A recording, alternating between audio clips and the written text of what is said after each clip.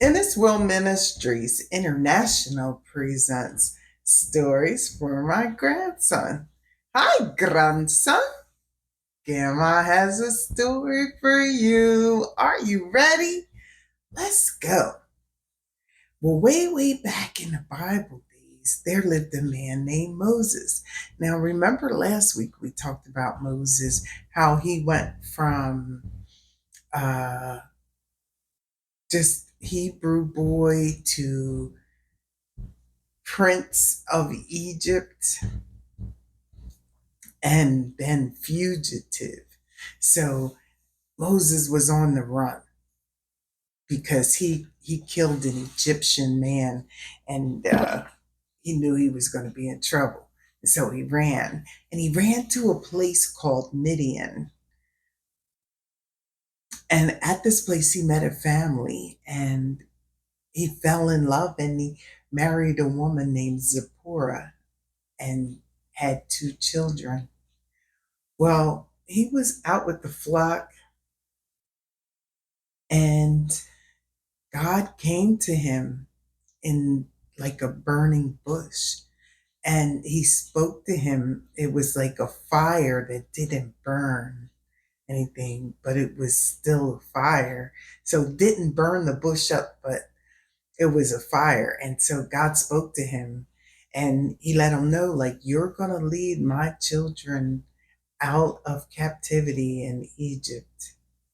And Moses, like, how can I do that? Like, I don't even speak well, right? Because Moses had a speech impediment or a speech problem. And so they think he might have been a stutterer. And so he didn't speak well, and he didn't think he could.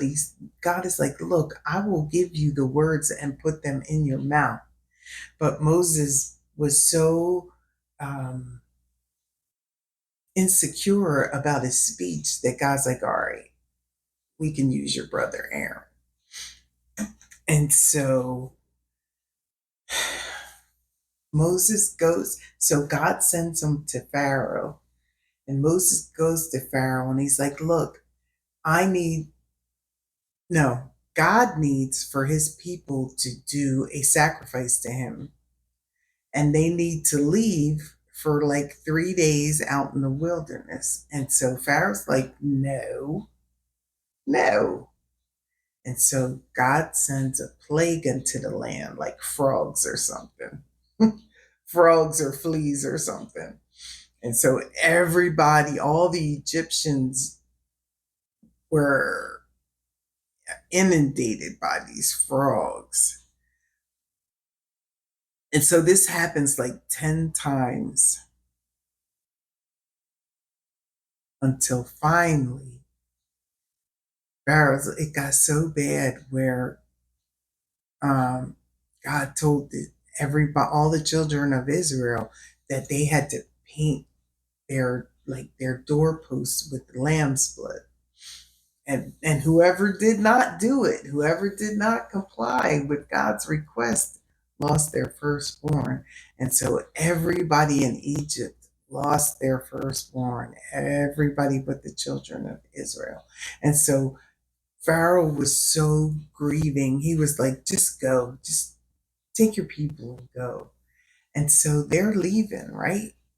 And they're on their way out, and they come up against the Red Sea. Now, they're looking behind them, and here comes Pharaoh chasing them. Now, they're stuck between Pharaoh over here and the Red Sea over here.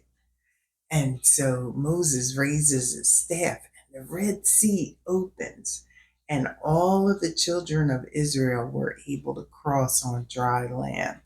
Now, Pharaoh's on their heels, and the last of the children of Israel step foot on the dry land, and God swishes that water right back in place. And so all the Egyptians were lost in the water, including Pharaoh and his all his army.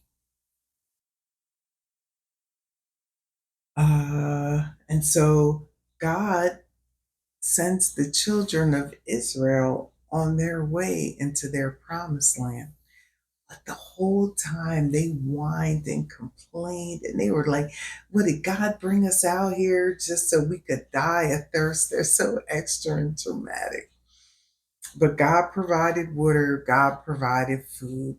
But whatever God provided, it was never good enough. And so they get there, and Moses chooses 12 men, like one from each tribe, to go in and spy out the promised land. And they do.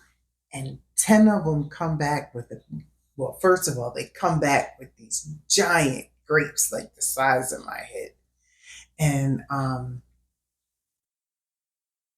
they're like explaining how beautiful it was and how there's wood, fresh water everywhere, just good farming land and grazing land. And but 10 of them came back and said, "There's giants there." And so the people were scared and they wouldn't go. And God said, "Oh, okay, well, then you can wander around this wilderness till all y'all old folk die out. And then the next generation can go in." And that's exactly what happened.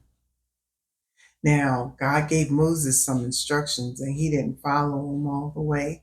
And so, because he didn't do what God told him to do, he wasn't allowed to enter. But God did show him, like he went to the mountaintop and God showed him just how beautiful the land was going to be. And yeah, his assistant Joshua ended up leading them in. And we can talk about Joshua too. But yeah, Moses died on that mountain and they sadly had to bury him. But, then they got to go into their promised land. So that is the story of Moses. And maybe we'll talk about Joshua next week, okay? All right, grandson. Well, guess what?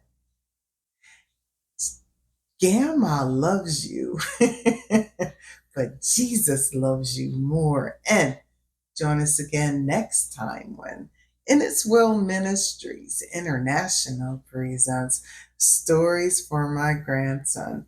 Until then, bye.